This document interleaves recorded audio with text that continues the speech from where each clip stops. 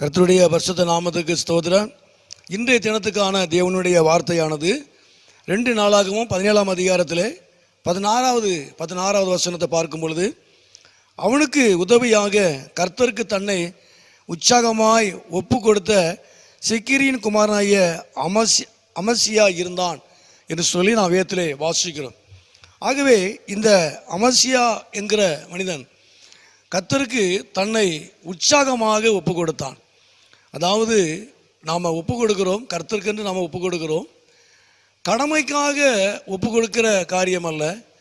நாம் முழு இருதயத்தோடு நாம் உற்சாகமாக நாம் தேவனுக்கு நம்மை ஒப்பு கொடுக்க வேண்டும், நம்மை அர்ப்பணிக்க வேண்டும். அது மாத்திரமல்ல, தொடர்ந்து நம்ம அங்கு முந்தின பகுதியிலே 6ஆம் வசனத்தை நாம் வாசிக்கும் பொழுது, கர்த்தருடைய வழிகளில் அவன் இருதயம் உற்சாகம் கொண்டது என்று சொல்லி நாம் வேதத்திலே வாசிக்கிறோம்.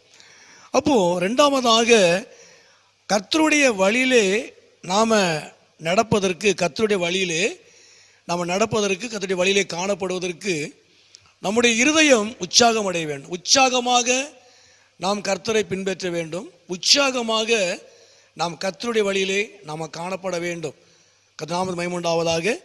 மூன்றாவதாக 2 நாளாவுடைய புஸ்தகம், அதே 2ஆம் புஸ்தகத்திலே 29ஆம் அதிகாரத்தில் 34வது வசனத்தை கடைசி பகுதியை வாசிக்கும் பொழுது, தங்களை பரிசுத்தம் பண்ணி கொள்ள லேவியர் ஆசிரியர் பார்க்கிலும் மன உற்சாகம் உள்ளவர்களாக இருந்தார்கள் என்று சொல்லி பார்க்கிறோம்.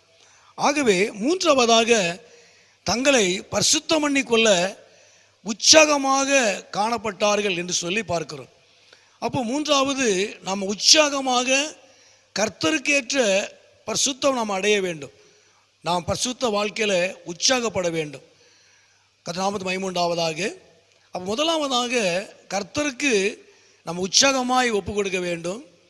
ரெண்டாவதாக கர்த்தருடைய வழியிலே நாம் உற்சாகமாய் காணப்பட வேண்டும், உற்சாகமாய் அப்படி வழியில் நடக்க வேண்டும்.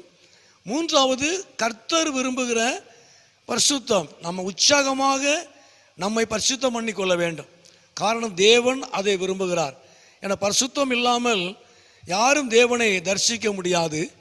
ஆண்டவர் தாமே அவர் பரிசுத்தமுள்ளவராக இருக்கிறதுனால நாம் எல்லாவற்றிலும் நடக்க எல்லாவற்றிலையுமே நாம் பரிசுத்தமாக இருக்கிறதை தேவன் விரும்புகிறார். கர்த்தர் நாமத்துக்கு மகிமை உண்டாவதாக.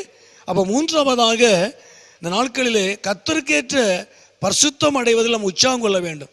உற்சாகமாக நம்மை பரிசுத்தம் கொள்ள வேண்டும். கடைசியாக அந்த 4ஆவதாய் நாம் வாசிக்கும் பொழுது 2 கொரிந்தியர் 9ஆம் அதிகாரத்தில் 7வது வசனத்தை நாம் வாசிக்கும் பொழுது, நாம் கர்த்தருக்கு உற்சாகமாய் கொடுக்க வேண்டும். நாம் கொடுக்கிற காரியத்தில் நாம் கர்த்தருக்கு நாம் உற்சாகமாக நாம் கொடுக்க வேண்டும். உண்மையாகவே இந்த நாட்களில் நாம் உற்சாகமாக நாம் தேவனுக்கு ஒப்பு கொடுக்க வேண்டும், அர்ப்பணிக்க வேண்டும்.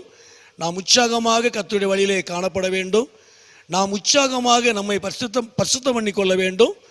4ஆவதாக நாம் உற்சாகமாக கர்த்தருக்கு கொடுக்க வேண்டும்.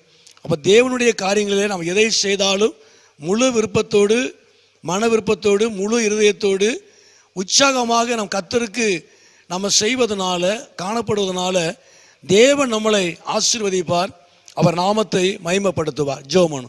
எங்களை அதிகமாக நேசிக்கிற நல்ல பிதாவே, அருமையான இந்த நேரத்துக்காக நன்றி செலுத்துகிறோம். தொடர்ந்து ஆண்டவரே கேட்டுக்கொண்டிருக்கிற ஒவ்வொரு பிள்ளைகளுக்காக நாங்கள் ஜெபிக்கிறோம். தேவன் தாமே ஆசீர்வதிங்க, அப்படி நாமத்தை மகிமைப்படுத்துங்க. ஆண்டவரே, உம்முடைய காரியங்களிலே, கிறிஸ்துவ வாழ்க்கையிலே நாங்கள் உற்சாகமாக நாங்கள் உமக்கு ஒப்பு கொடுக்க, அர்ப்பணிக்க எங்களுக்கு அனுக்கிரகம் பண்ணுவீராக. உற்சாகமாக உம்முடைய வழியில் நடப்பதற்கும், உற்சாகமாக எங்களை பரிசுத்தம் பண்ணி கொள்வதற்கும், உற்சாகமாக உமக்கு மனப்பூர்வமாய் கொடுப்பதற்கும் நீர் எங்களுக்கு அனுக்கிரகம் பண்ணுவீராக. அப்படி நாமத்தை மகிமைப்படுத்தும். மறுபடியுமாக இந்த சத்தத்தை கேட்டுக்கொண்டிருக்கிற அருமையான நம்முடைய பிள்ளைகளை, குடும்பங்களை என் தேவன் ஆசீர்வதியும், இப்படி நாமத்தை மகிமைப்படுத்தும். இயேசுவின் நாமத்தில் ஜெபிக்கிறோம் நல்ல பிதாவே. ஆமேன், ஆமேன்.